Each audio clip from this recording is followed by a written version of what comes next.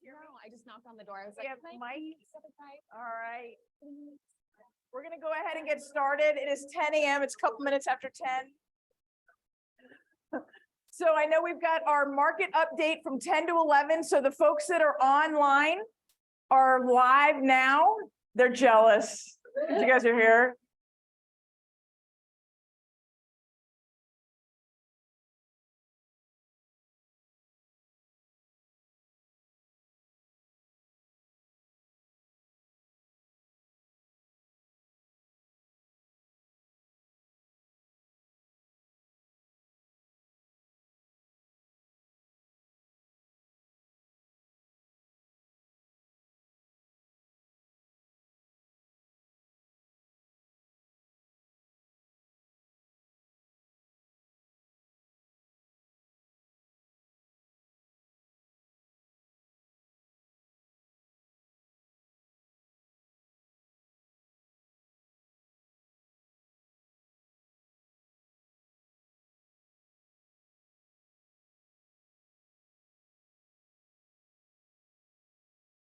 For the buyers and sellers. And I'm going to break it down and look at opportunities for messaging for you for 2023 to get some creativity going for the second half of our time together. But first, I'm going to start it with a quote. So this is from Ralph Waldo Emerson. Do not go where the path may lead. Go instead where there is no path and leave a trail. I plead with you guys today. Make your own trail, decide what you want to do and who you want to be. Don't let the economics that you cannot control anyway determine your fate. Because the moment you acquiesce to something else outside of yourself is the moment you lose. So don't follow somebody else's trail, blaze your own. With that, Miss Megan, I'm going to turn it over to you. awesome. Thanks, guys. Thanks for making the snowy trek out to Columbine Country Club. Not too shabby, right? So this week we saw some twists and turns in the marketplace where things started to cool down even more significantly as we get closer to the holiday season. And so we'll go over all of these twists and turns that we're looking at, but it still seems that days on market are stretching out. Price reductions are becoming more prevalent and the size of the price reductions are very significant as well in our marketplace. We'll take a look. Oh, my slide advancer isn't working.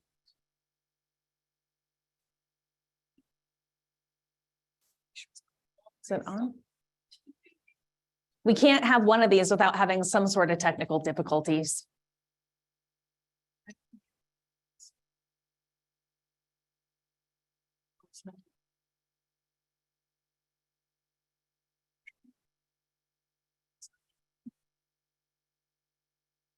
Oh, helps when it's turned on. That's always the first thing you got to check is it plugged in and is it working? So we'll take a look at our heat map, and this is where I go through and I track through the year all of the inflow and the outflow of business for you to make sure that we're looking at seeing where the market's more competitive versus less competitive. And as you know, our market really turned the corner as we hit Easter weekend, where interest rates started to creep into the 6s and into the 7s, where the market really started to slow down. But getting down here as we get into the last couple of weeks of the year, the market has really cooled off and we're starting to see more of that seasonal cadence. Whereas last year we had a really extended selling season because interest rates were in the 2s and the 3s. Comparing 2022 versus 2021 doesn't even seem fair at this point as to where we are, but the market continues to cool off as our sales become more and more blue. Looking at our average inflow and outflow of business, our predicted month supply of inventory popped up to 2.2 months worth of inventory.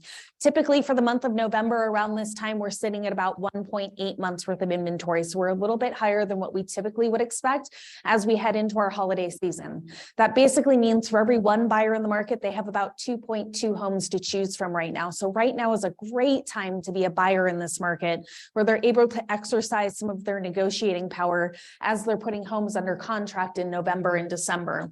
Our average daily active count came down by about 1.3%, and that was in light of fewer new listings making their way to market. And so we ended up seeing that only 769 new units made their way to market in this last week. New unit activity will continue continue to go down as we get deeper and closer to the holiday season, and that will help drive down our expired and withdrawn transactions. Every November and December, I'm waiting for a purge of expired and withdrawn transactions. So that's what really kickstarts our year going into 2023, is how low does our inventory go and how tight does our market end up getting. But you can see, if you look here up at the top, this blue line, that's our active inventory. And you can see that it's been slowly declining over the last 2 or 3 weeks. I expect that to continue to happen. And usually at the end of November, there's a big purge of expired transactions due to the way that you guys write your real estate contracts. I end up seeing a lot of expired and withdrawn transactions in favor of people listing or pulling their homes for market over the holiday season and getting ready to list into next spring. I've had a lot of people ask about back on markets, and back on markets are still relatively low. We had 180 units come back on market this last week, and about 40% of those were previously in a pending status. So that would mean that probably about 70 of those were previously under contract and coming back to market. So our fallout rate for units going under contract and then coming back to market is still only about 8 or 9%. It's still relatively low. Historically, that number is a lot closer to 15 or 16% falling apart and coming back on market.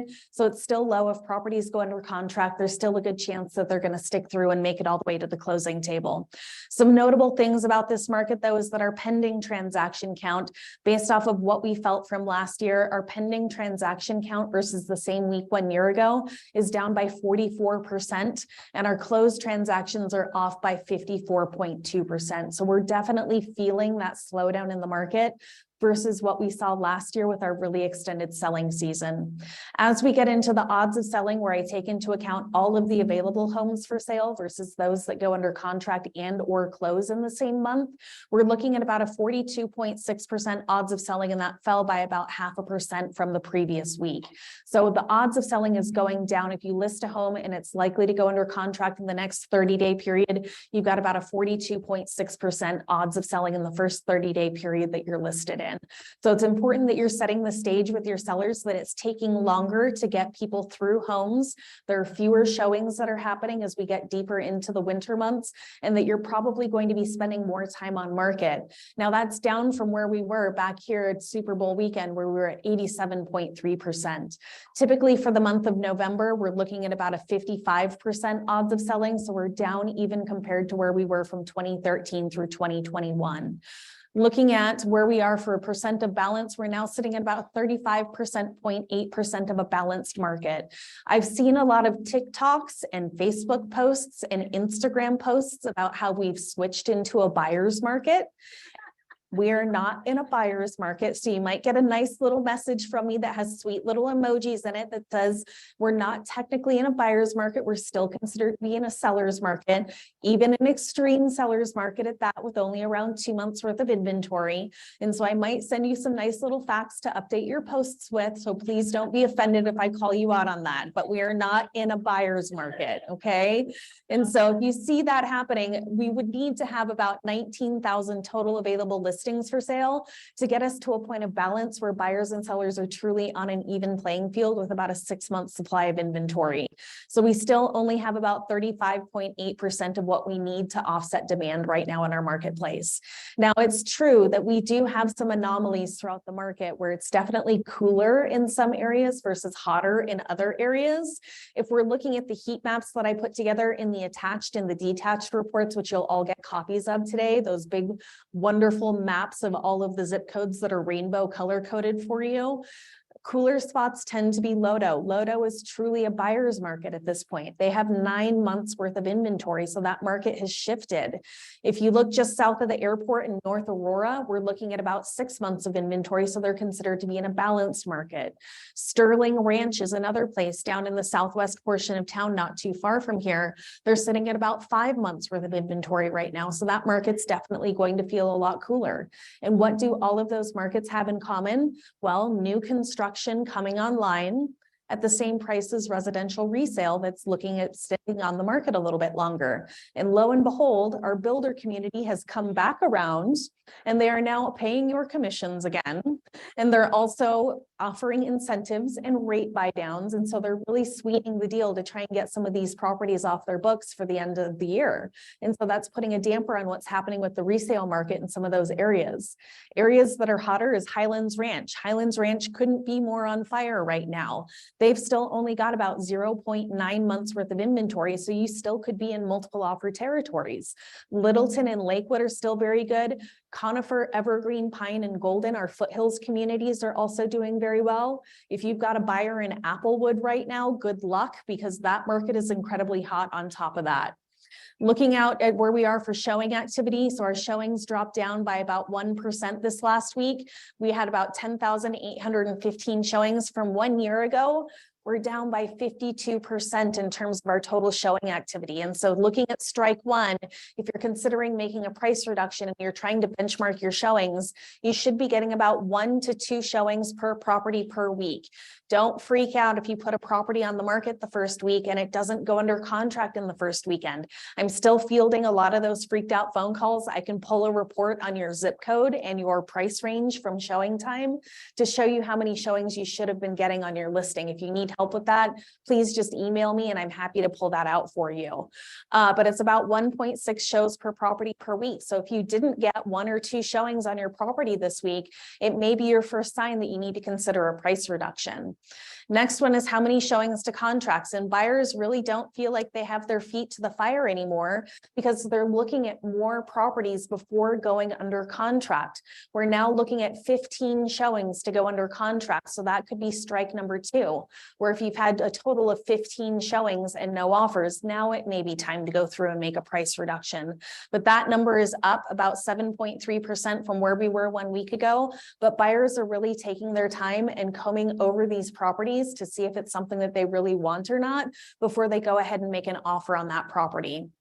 Median days on market was a big headline this time. And so median days on market stretched out to 30 median days on market. That's up just week over week by 25%. Last week, we were looking at about 24 median days on market. Now we're up to 30 median days on market. So that could be strike 3, where if you've been on the market for 30 days or longer, go ahead and make a price reduction at that point. But I'm still getting a lot of phone calls about it's week number 1, it's week number 2. Should I make a price reduction? And my answer is no, don't make a price reduction yet. We're driving the prices down too quickly here in Metro Denver. And so slow down the rate at which you're making price reductions and follow those 3 metrics: the number of shows per property per week, the number of showings to go under contract, and median days on market for your price range before you go through and start making price reductions on these properties, because it's simply taking longer to get people through the markets. Unfortunately, what I expect as we get closer to the holiday season is that median days on market will continue to go up. So be sure to arm your sellers with that information, but it's about 30 median days on market right now for all price ranges. Based off of what went under contract last week, this is the most current information that I can give to you about price reductions. But of the 700 and some odd homes that went under contract last week, 58.5% of them made price reductions, which is a pretty hefty number. We're now getting close to 2/3 of homes making price reductions to go under contract. And the size of the price reduction was about 7.3%, or nearly $50,000 off of their original asking price. So the price reductions that are winning are the big chunky ones that are getting ahead of the market. We're not trickling down the market. We're trying to get back in front of the market. So bigger price reductions are what are winning right off the bat right now. So again, I go through and I break this out into $500,000 price points for you so that we can go through and take a look at everything. Now that I've explained everything in detail for you to make sure that we stay on time, I'm going to go through everything else very quickly. But looking at what's happened, we've also noted the cooling trend come in for the under $500,000 market from where we were on fire up until about Easter weekend, where we really started to cool down as we got here into October and November. For our active count, we have about 1,800, 1,900 total average daily active count. Over 1 year ago, we have 113% more units on market this this year than we did 1 year ago. Our predictive month supply of inventory still sits at 1.4 months worth of inventory. So that means for every one buyer in the market, they have about 1.4 homes to choose from. So there is a chance that you could still be in multiple offer territory based off of this data, depending on which zones you're in, especially if you fall into one of those hot zones that I was mentioning to you earlier. Interestingly enough, when I pulled out all of the numbers for October, there were still 22% of homes sold for over asking price. So there are still multiple offers that are happening out there if you get your home priced appropriately. Keep in mind that if you're looking at comps back from March, April, and May, we are off peak pricing now by 10%. But year over year, our average sales price is still up 8.7%. So we had room for market correction to happen in our marketplace. New listings came down by 2.7%. We had about 283 new listings make their way to market. Withdrawn transactions went up by 4%. We saw 78 properties withdraw, and pending transactions, there were about 319, which was down by 5.1%, and closed transactions jumped up by about 2.4% this last weekend. But we're sitting at about 1.4 months worth of inventory overall, which is still considered to be in deep seller's market territory. The odds of selling is now down to 52.8% odds of selling. And so we're back below where we were. This is much more like what we saw back in 2019 when interest rates went from 4 to 4.5%.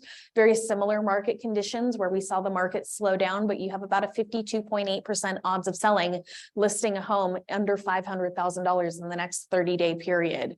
In this market, we only have 22.7% of our market that would require us to be offset by demand. Again, we only have about 1,900 units. We need to be closer to about 8,300 units to get closer to that market where we would shift from a seller's market into a buyer's market.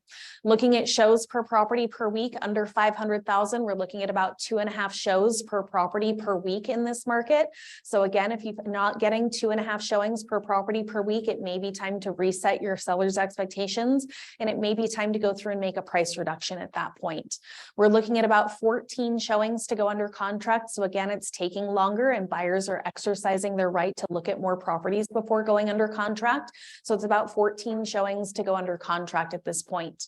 Median days in market also took a big jump. We went from 19 median days on market to this week we're looking at 25 median days on market. So again, it's taking a lot longer to get people through the properties right now to get them under contract. So if you've been on the market for 25 days and you still haven't had an offer, it may be time to go through and consider a price reduction at that point. Based off of what went under contract last week, we were looking at 54.5% of all the homes that went under contract last week made price reductions, and the average price reduction was large at 7.8%, or nearly $36,500 off of their original asking price. So large price reductions across the board at all price points. For 500 to $1 million, this really represents the bulk of our transactions. This is 60.2% of our overall inventory here in Metro Denver. We noted that cooling trend that really started as we hit Easter weekend, and the odds of selling has really dropped down.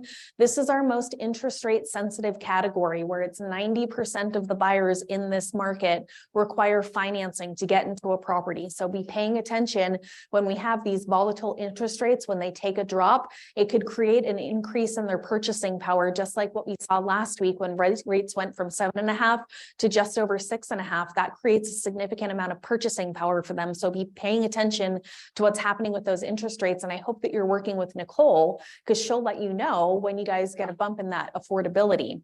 Looking at this market, we have about 2.5 months worth of inventory, which was up from the 2.3. We see that nice little curtail coming down for our active inventory. So where that purge of expired and withdrawn activity is starting to happen, along with fewer new listings making their way to market. Our average daily active count came down by about 1.5%, but we're still up 155.6% from where we were 1 year ago. Back on markets, we're down 41%. So people going under contract in this market are really sticking. They're likely to make it to the closing table. Our pending and closed transactions are off between 45 to 55% from the same week where we were 1 year ago. In this market, market, our odds of selling has dropped down to 38.8% odds of selling, which is worse than where we were pre-pandemic, but it's more attuned to where we were for the first 6 months of 2019 when interest rates went up from 3 to 4.5%. In this market, we are the closest to balance. In this market, we're sitting at 42.3% of a balanced market right now. We should have about 9,500 active units to create a market and balance for this market. So we still have a long way to go, but we're getting closer to a balanced market specifically in this price range than we are at other price ranges. In this market, we're looking at about 1.3 shows per property per week. That was down 2.5% from where we were 1 week ago, and it's down 81.4% from where we were 1 year ago for the same week. We're looking at about 14 showings to go under contract. So if you've had a total of 14 showings and no offers, it may be time to go through and consider that price reduction. We are now looking at 35 average median days on market. So it took about 35 median days for half of the homes to go under contract. So that's strike 3. If you've been on the market for longer than 35 days, it may be time to go through and consider that price reduction.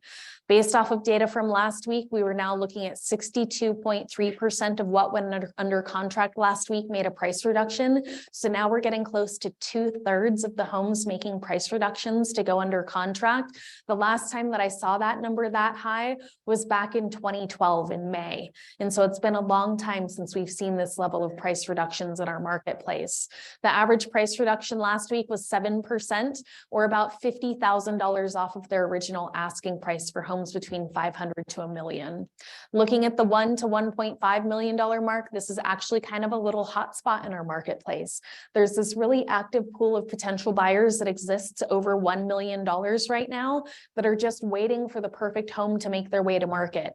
We also have a lot of cash transactions that are happening at this price range, so they're less dependent on what happens with interest rates.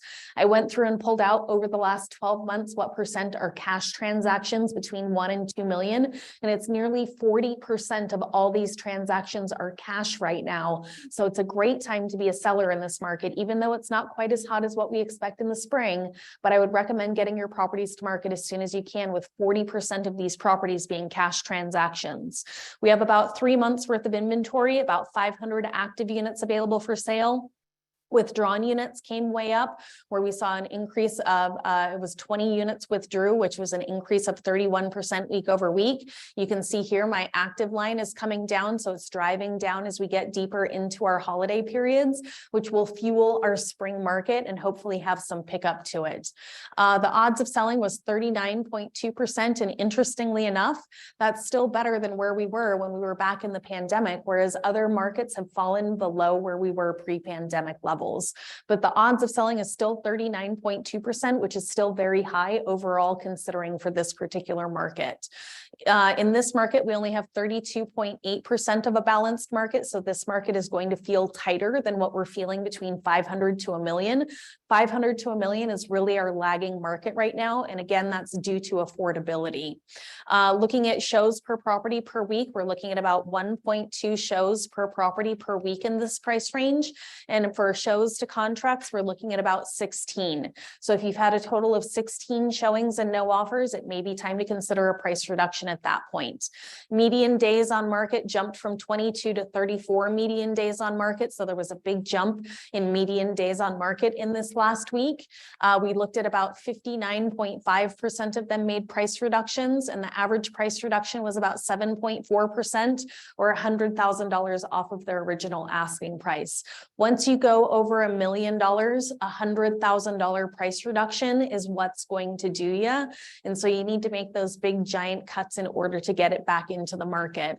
The last market that we'll look at, and this only represents about 3% of our overall market, is $1.5 to $2 million. You can see the cooling trend that started to settle in as we hit Easter weekend, as we get to the right slide, down here going into June, and the odds of selling continuing to taper off as we get down here into November. In this market, we jumped up to 5.9 months worth of inventory, and this could be a fluke. Again, I'm measuring a very small portion of our market right now, but if we're looking at this overall, I like to compare this back to where we were back in 2007. Back in 2007, when we were headed into the crash, we had 126 months worth of inventory in this market. So we only have 5.9 months worth of inventory. And is it fair to hold them to that same standard of a 6-month supply of inventory to indicate balance? Probably not. But again, it's still the number that I rely on. But we were looking at about 5.9 months worth of inventory. There was a big drop off in pending units this last week where we only put 8 units under contract, which was a decline of about 40% from where we were in the previous week. Our average daily active count came down by about 0.5%. So it's holding flat. I hope to see that number start to fall down so that we can have that big kickoff in our spring months getting into 2023. The odds of selling fell down to about 28.9%. So if you have a listing that you need to sell this year, get it to market sooner rather than later. Avoid listing a property next weekend if you have a choice. I would not recommend listing over Thanksgiving weekend. We end up seeing that showing activity ends up falling by roughly 40 to 50% over those weekends. So try and avoid that, but get it listed for that very first weekend in December. Looking at where we are for percent of balance, we're now at 49.1% of balance. Again, this could just be a fluky week because everything else has been holding around 3 months worth of inventory in this market. In this market, based off of showings from last week, we had 212 showings that were set. That means about 1 show per property per week is what you should be getting for homes between 1.5 to 2 million. Now, shows to contracts slowed way down. We ended up seeing it was 26.5 showings to go under contract. Again, I'm hanging my hat on this is probably a pretty fluky week where we just had some weird data come in because not a lot was happening. 21 average days on market. And so median days on market is the lowest in this particular price range. So again, there's this really interesting pool of potential buyers that exists between over 1 million that are just waiting for that perfect home to come to market, and they're putting them under contract very quickly. If they show well, if they're priced right, and if they're in good condition, they're going under contract in this over $1 million market. In this market, we only saw that 37.5% of the homes reduced their price, and the average price reduction in this price range was about 7%, or about $120,000 off of their original list price. Now, you don't have to take copious notes. I probably should have told you that before I started talking, but after this presentation, I'll be sitting down at my computer and making sure that everyone else gets a copy of everything. So make sure that you keep an eye on your email at about 11:30 to 11:45. I should have a copy of this recording and the presentations and everything sent out to you today. So stay tuned for that, and I'll get that over to you. But as always, it's my pleasure to bring you these numbers every week. And I certainly hope that if I'm able to help you better advise your buyers and sellers, that they'll land at First American's closing tables. And I've got time in my schedule right now to take people out for fancy lunches to meet closers. So if you want a fancy lunch and you want to go out and hang out with me and talk about the market for about an hour and a half, I would love to get together with you for lunch or coffee or happy hour and get you introduced to some of our closing teams. But I'll turn it over to Nicole. So thanks so much for having me, guys. We have 2 questions. 2 questions. So for the folks on Zoom, can you define the odds of selling again? Yes. So the odds of selling is basically where I take into account all of the available listings for sale in a given week versus those that go under contract and or close, and I project it forward for a 4-week period of time. And so that's the likelihood that you'll go under contract in the next 30-day period. And then I'll take that. I'm not holding that. Mm. That bites back. The price point between 500 and $1 million seems like a very big price point. Yes. They're asking, is there really a big difference between 500 and 700 and 700 and $1 million? There's a difference between conforming versus non-conforming loans. And so it's really kind of that cutoff at around $720,000 that there's a big difference or a shift in the marketplace. And unfortunately, I can't go back historically and recreate that data. I just kind of went with the $500,000 price brackets when I first started putting this together. And now I'm 3 years deep into it. I thought that there would be a point that I would be able to step out of doing this on a weekly basis. But now I've got 6,000 people registered for this report and 1,000 people on a webinar each week. I'm doing this until I die. And so it's going to be in $500,000 price points, but it's definitely going to change from the conforming loan limit to the jumbo loan limit, where things start to shift in the marketplace. What about over 2 million?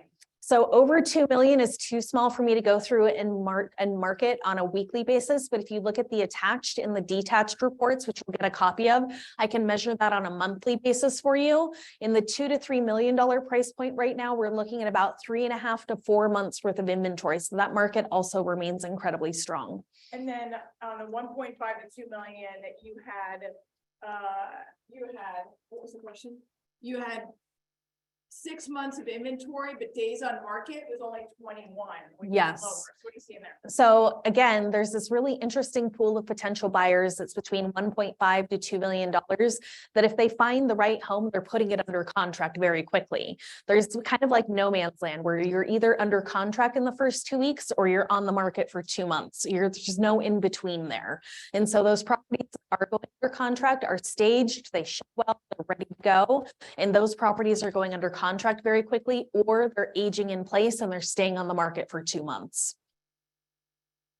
All right. Cool. I am done with my questions. Awesome. Clicker. Sure. And it's turned on. Awesome. Thanks, guys.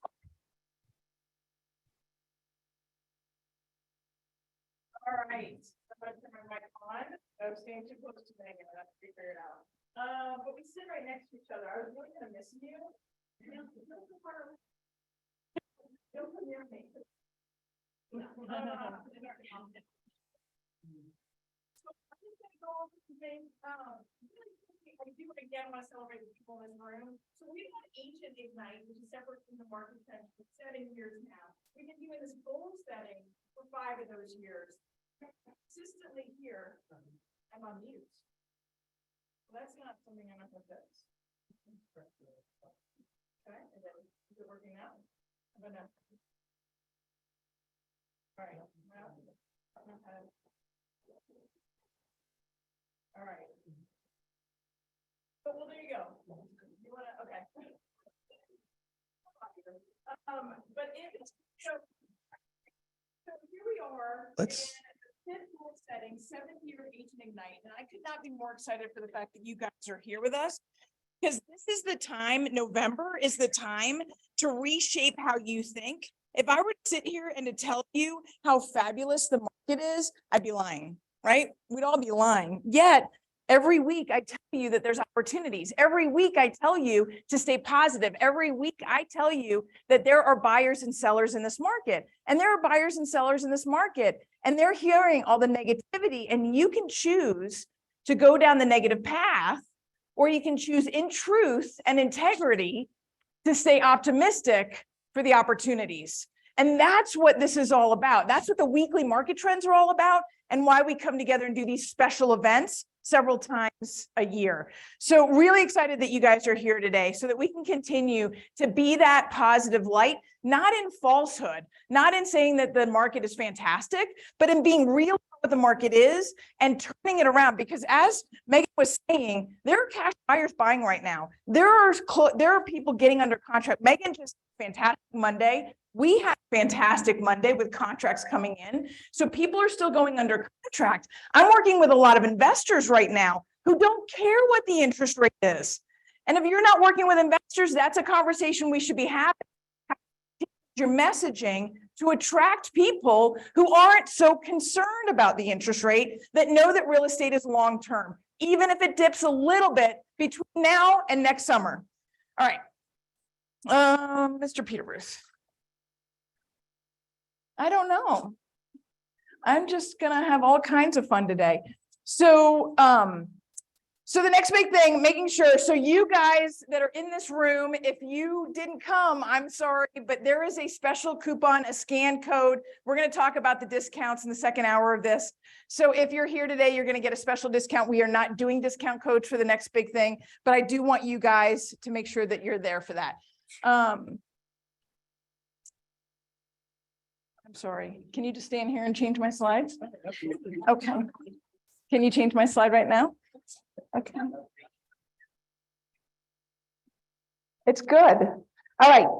Really quickly, I do want to go through inflation. So this has been the hot topic of news over the last couple of days. So CPI came out on Thursday. If you were on our market update, our text that goes out every Friday, and we'll blast this out so everybody has the number. You just text update to an 866 number. We let everybody know on Thursday that rates dropped and that rates were going to be low through the weekend because during the weekend, the lock desks are closed. And so we had the weekend rates, right?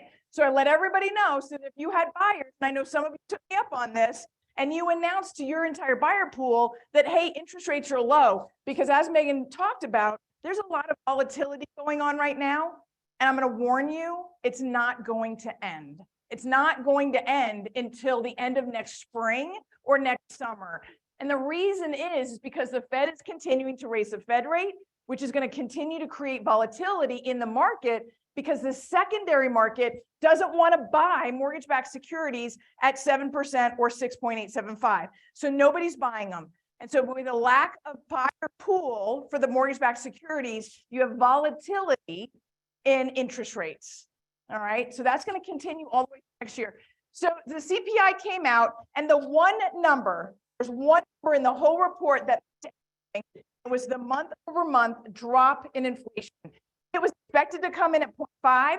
It came in at 0.3. So a 0.3% increase, which means it was still costing more, but it was slowing down year over year.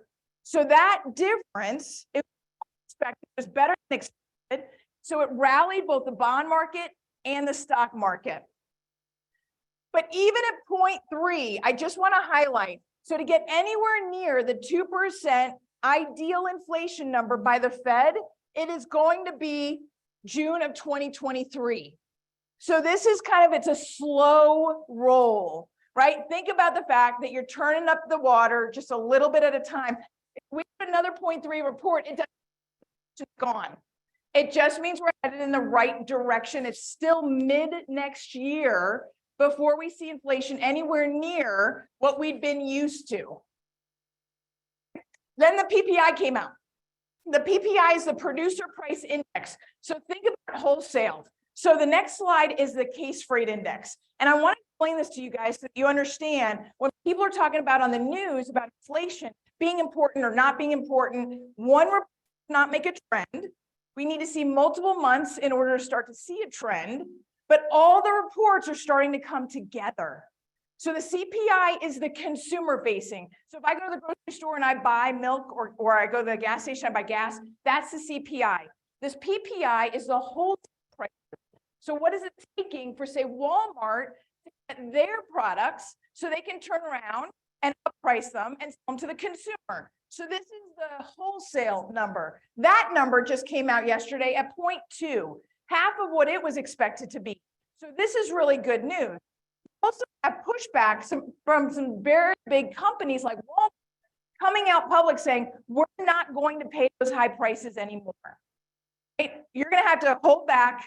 I'm going to pay you what I have been paying you because I need to keep the prices for the consumers low. If we see more of this, and Walmart is one of the biggest, obviously, retailers, if we see more of this, that is going to push further back into the PPI and into the wholesalers. Cash freight also came out.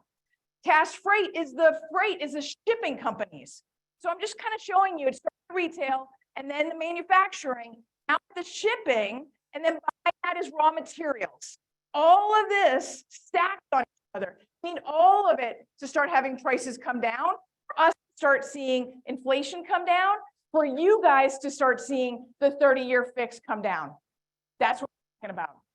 I'm talking about your business because X is based on the rate your buyer will get.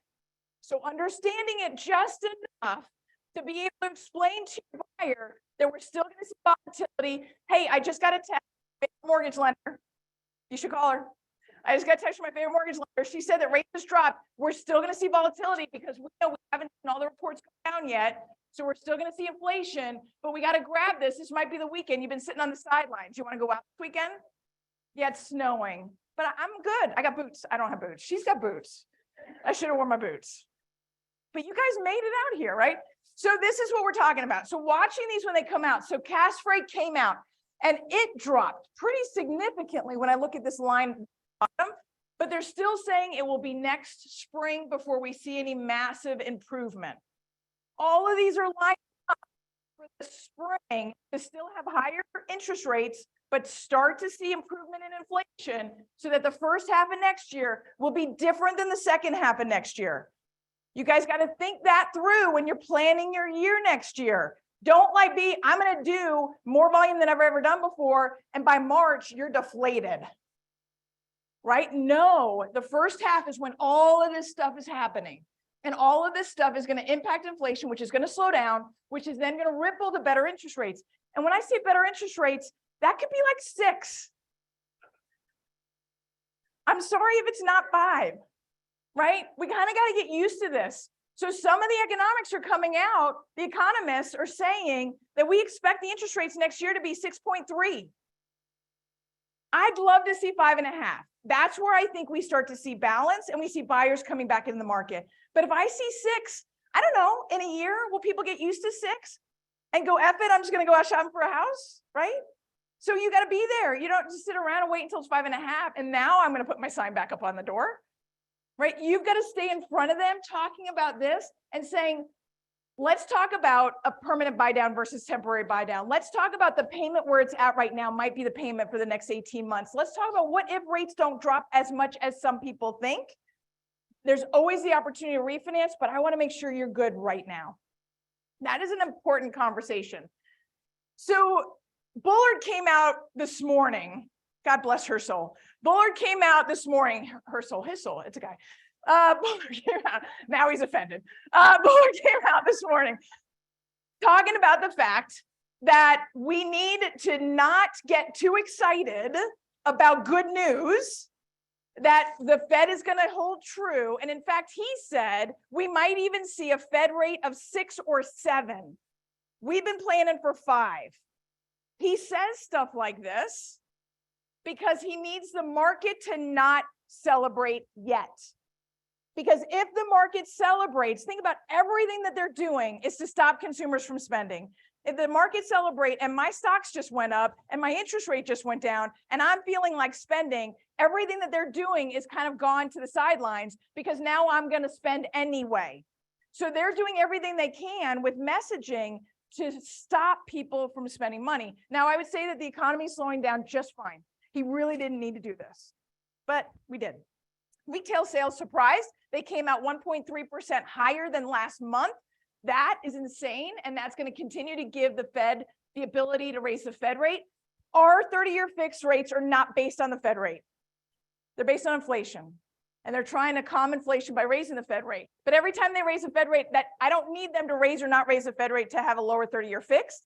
But it is creating stress on the economy because it's the interest rates on your credit cards, on your car loans, on your HELOCs, on your short-term loans, on your business reinvestments. So people are starting to scrunch down, right? And of course, we're seeing all of them. Amazon just announced another 10,000 layoff. We're starting to see the layoffs, yet the jobless claims didn't move. It actually went down 4,000. What are those people doing? There's 11 million job openings. They're getting new jobs. They're getting new jobs. And they're spending 1.3% more than they did last month, right? And if they got fired from Meta, they got like a 6-month severance. I don't know what they were thinking. So they got a 6-month severance. They're in the Bahamas. They're still buying online from Amazon. Amazon now has less people to provide, but that's what they're doing. So builder confidence down. Megan already talked about this. You know, we're already seeing the builders are coming out by cutting prices, builder incentives. We're getting super creative in offering the forward commitments. You guys, this is not for a real estate agent, but if anybody knows builders, it's where we pre-buy mortgage-backed securities. We pre-buy mortgage paper at a 4.875, a 4.5 interest rate, and then they can sell it to their consumers. So it's a pre-purchase of a large bucket of lower interest rate mortgage lending, right? Now, I'm seeing that the spread on the secondary market is getting so, it's through the lower inflation numbers, we're seeing that spread is actually crunching a little bit so that I can use somebody's permanent buy down and get them into the high 5s, and then they won't have to refinance, right? So you need to be talking to your lenders about, okay, everybody's hyping up the 2-1 buy down. Is that really the best solution right now? Can I take the seller credit and permanently buy down your rate again? Is that the better solution? You couldn't before because the spread was so big. With the same amount of money, you couldn't even touch the lower interest rates. Now we're starting to see that a little bit. It's a conversation that must be had. So interest rates, mortgage purchase applications increased because interest rates dropped. So mortgage or purchase applications increased 4%. Do you see it right there? Right there. No, you see that, right? So it increased 4%, which is a really tiny movement when a percentage is on a small number. But Megan felt it, I felt it, some of you guys felt it. Some of you guys got people under contract last weekend when the rates dipped. That's all that is. Rates dipped a little bit. A few people came out of the woodwork and they locked up homes because interest rates did drop. And now they're sitting flat, right about 6.875. One of the things that we're doing because of the volatility in the interest rates, we're telling buyers, look, if it works, if the timing is right, if it makes sense, we'll take care of your appraisal. We'll give you a credit at closing if you go under contract anywhere between now and the end of the year, and we close by the end of the year. So this is just another, this is not going to be the thing that swings somebody. I know that. But if it helps a little bit in offset, if they can get a seller credit that pays their rate down and they've got a lender that pays their appraisal, we have the opportunity to get under contract before the end of the year. We also are doing the no lender fee refinance. So anybody that buys now, if the rates drop, we're going to refinance them with no lender fees. That is what we're making sure that we're doing for you. So really quickly, I've got 10 minutes. All right, really quickly, I want to throw, did anybody read this yet? You got to buy it. It's expensive. I was like, holy shit. But you guys are members, right? So you get it for free? All right, I got to buy it. Maybe it's just me. Anyway, so the NAR report came out profiling the buyers and sellers. NAR did a blog talking about the 11 highlights of the report, and then Inman did a report on this as well. I grabbed a couple things on here, not to just tell you what the number said, because that's all they did. I spun it and said, here's your opportunity. So as we're planning for the next 2 hours talking about goal setting, here's some things that I saw on here. So first-time home buyer percentage was down, but also the age of the first-time home buyer has now hit an all-time high. So we're seeing first-time home buyers at age 36. It had been 33. So right now, the largest age group is 31. So it jumped up to 36. The move-up buyer average age is now 59. So when I look at demographics and I see the largest age group right now is between 27 and 35, I look at this last thing and go, boom, everybody's right in front of me. They're just coming up because the largest age group is between 27 and 35. Don't look at this as a miss. Okay, don't look at that as a miss. Look at everything today as an opportunity. How can I think differently? How can I take the path that others aren't taking?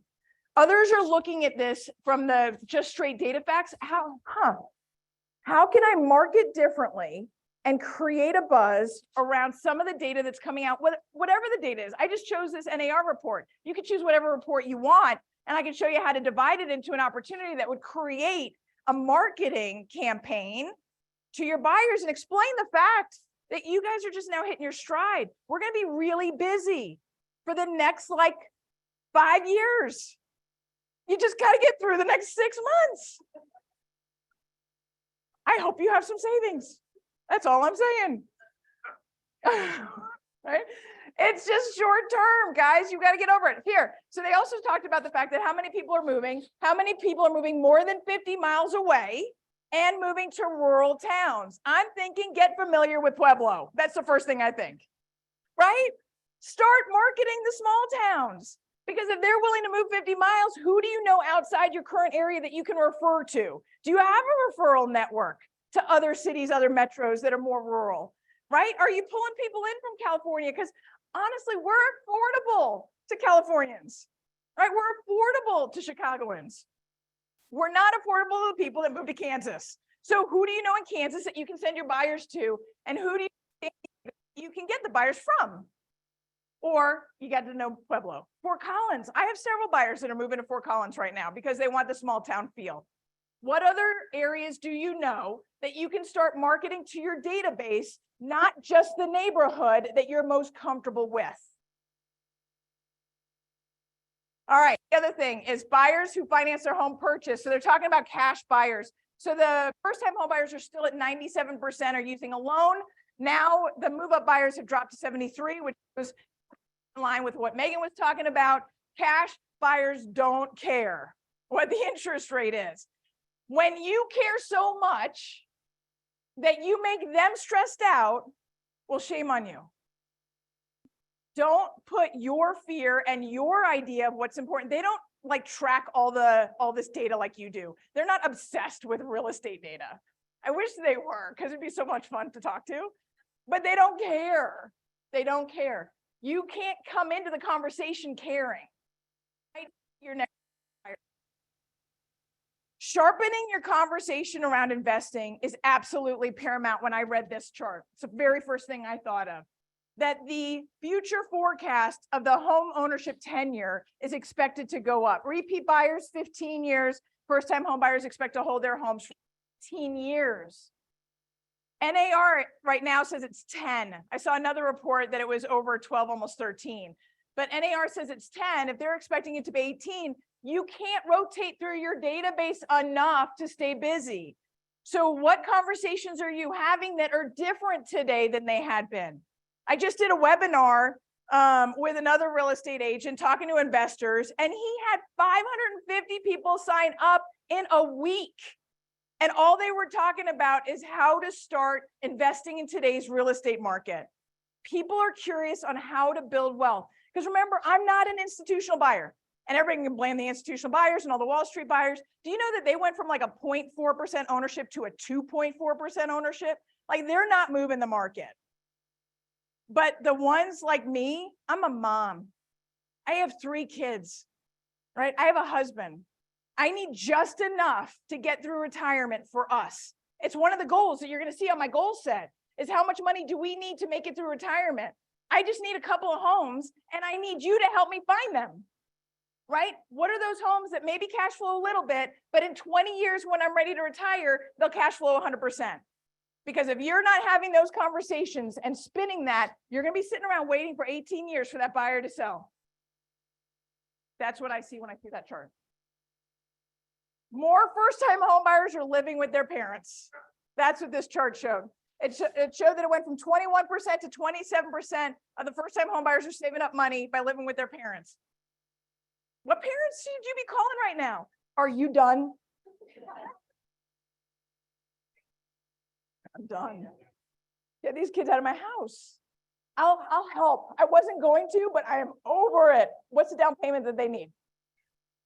I'm telling you, phone calls, right? You should be calling your database, thinking about what parents do you have that probably have children in the basement. This is an opportunity because that's where they're saving up their money and that's where they're getting their money from. All right. That was a lot. That NAR report was fun for me. And I will continue and continue to talk about marketing messaging, because going into the year, we need to reshape our thinking. So we're going to break for lunch, and the folks that are still with us for our hour, Megan, do you want to come back up here? Don't turn your thing on. Okay, good. You can use mine. Okay. All right. So it's always a pleasure to come together, and it's really a pleasure when we can do it in person, right? Because we're always sitting on, am I on the right side? I know, we need to be on this side. Okay. There we go. Oh, it feels right. So it's always fun when we can be in person, right? And it's always fun to make sure that we're supporting you. I know that Megan, you kind of joked about the lunches. We're doing this to support you because we believe in home ownership as much as you do. And we're going to go into this next hour together, rethinking how we want to shape 2023. And I know Megan needs to leave a little bit early before we finish that, but I know I want you to have some words, and then we're going to have your sponsors come up and talk as well, because there are a couple of folks that were putting this day together, but I want to make sure that you put your words on the goal setting. Yes. So I'm super excited that you guys are here for goal setting. As you know, that this is the part of the year where you really need to focus in on your efforts and lay out your strategy going into 2023. And without writing down these goals and putting together your efforts, you're not going to have the 2023 that you need. And it takes a lot more work now going shifting market than it will have over the last 2 or 3 years. It's super, super important for you. So I'm so glad that you guys are here. it takes more work in a shifting market. Do you actually know that everybody's in the same shifting market? It feels like it sucks for you, or me, or you, right? Volume's down for all of us. And all of a sudden it becomes very personal. And now I'm afraid, or I'm fearful, or I don't know. And a lot of you are changing companies. I know I just changed companies 2 months ago. So that's an fear. This period of time is fearful for all of us. Find your masterminds, find your peers, lean on each other. The next 6 months, you'll look back on this 2 years from now, go, yeah, that, but you know what? It's over. And I really worked hard during that time. I know. So this is the time to get strategic. So with that, I'm going to say it's time for lunch. We are going to have the sponsors come up right after lunch. It's lunchtime. 15 minutes, debrief from the content, debrief from the massive numbers that were just thrown at you. We're going to get into a creative space together where we're going to just work on dreaming up what next year can be. So we're going to take 15 minutes for lunch. It is now just before 11. So 11:15, we'll get back together. We'll have our sponsors kick us off for our goal setting, and we'll get started. So you guys, thank you for coming today. Awesome. We'll have sponsors coming up. I get down and I'm jumping around and the rumpus and rock is so comfortable now. Been a hell of a ride, but I'm thinking it's time to grow. So I got an apartment across from